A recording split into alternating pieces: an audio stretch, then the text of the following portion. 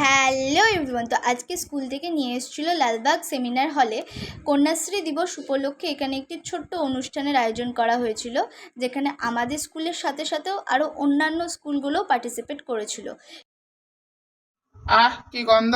সর সর, আমাকে আগে স্প্রেটা করতে দে, সর। ইস, এত দুর্গন্ধে থাকা যায় না। আগের দিন করলাম, আমি খবর পাঠ করতে চাই কি এটা চলছে কিন্তু লাদাখে মার মার খোপড়ি তোর সালে।